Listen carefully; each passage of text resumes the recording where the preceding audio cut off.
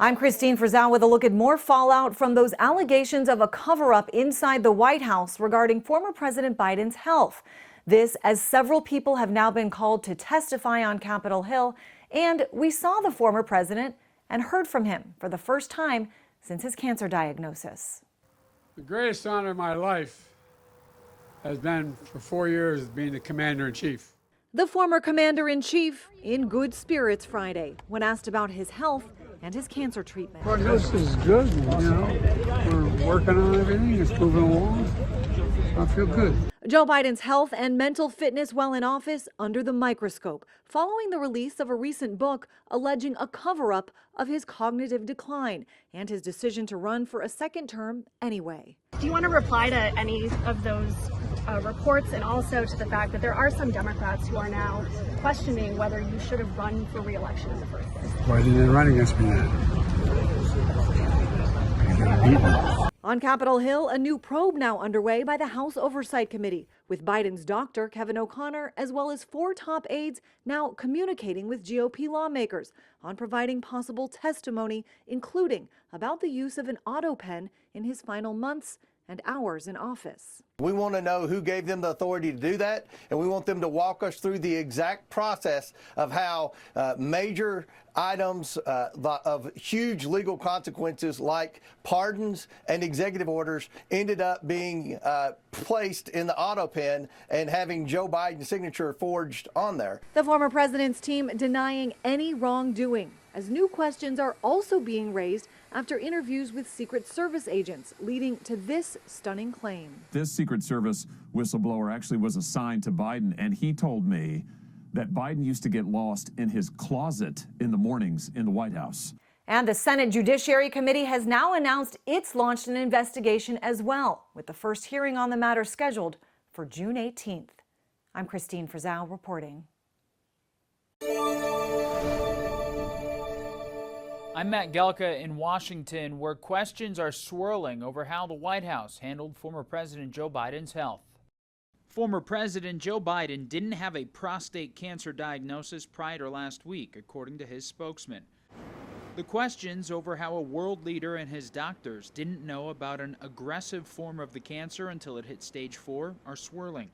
The spokesman said Biden's last screening was in 2014, when the president would have been 71 or 72. With guidelines recommending against automatically screening men over the age of 70 for the disease. Congressman Greg Murphy, a urologist, says those guidelines can be patient-specific. Why he had not gotten a PSA in a decade really is beyond me. Is it that the doctor didn't recommend it, or Biden didn't accept it, or what? When did he get the biopsy, I think, is critical.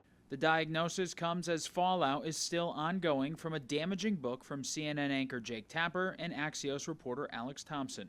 The book documents a cover-up of Biden's decreasing mental acuity during his time in office.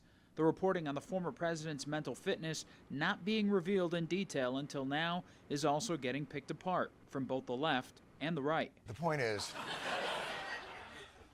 forgetting about the fact how weird it is that the news is selling you a book about news they should have told you was news a year ago for free. You've been in Washington 30 years, Jake. You guys, you and CNN have White House connections, but there was no effort, none, to get to the bottom of this.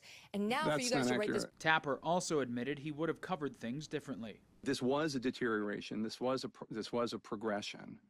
And look, knowing what I know now, obviously, I feel tremendous humility about my coverage. Wisconsin Republican Senator Ron Johnson told Axios on Wednesday that he's launching an investigation into how the White House handled Biden's health.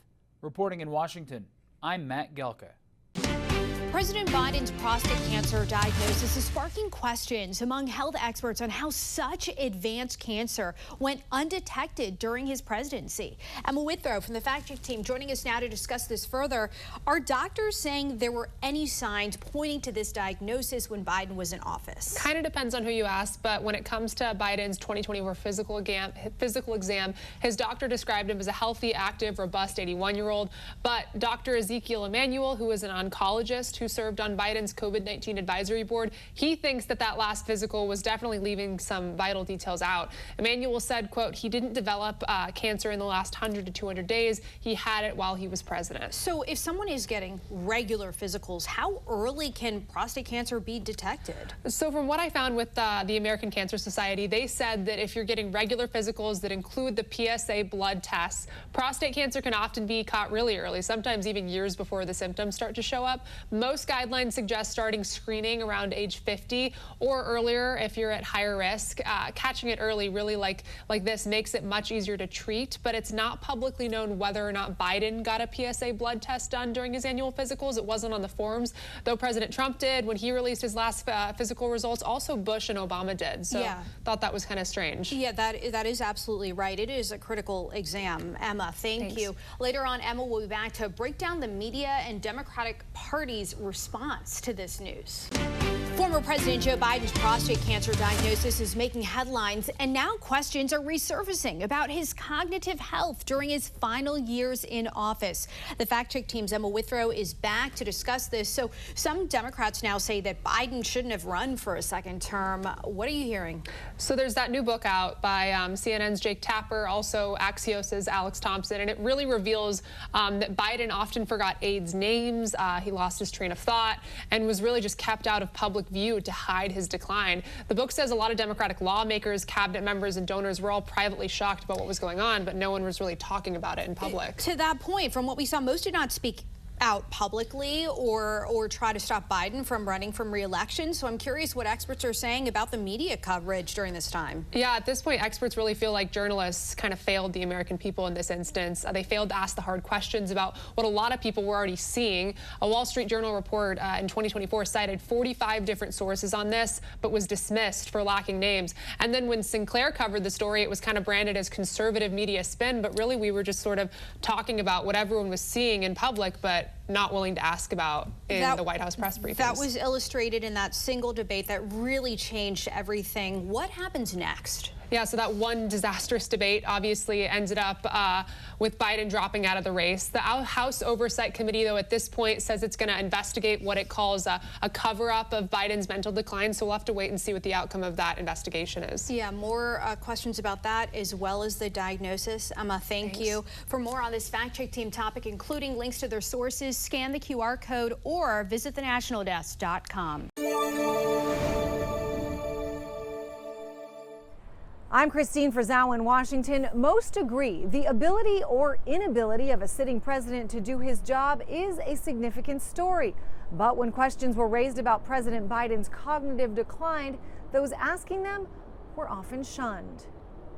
In terms of taxes that they refused to, for example. In retrospect, many in Washington now admit there were signs of cognitive decline by President Joe Biden. The Democrats should just be straight up that he should not have run. But one of the biggest questions to emerge ahead of a new book detailing that decline and those who covered it up is, why wasn't this story more widely covered at the time? I think what there was not was enough very clear, vigilant, and tough questioning and coverage about what everybody could see. In June 2024, this Wall Street Journal article reported, behind closed doors, Biden shows signs of slipping.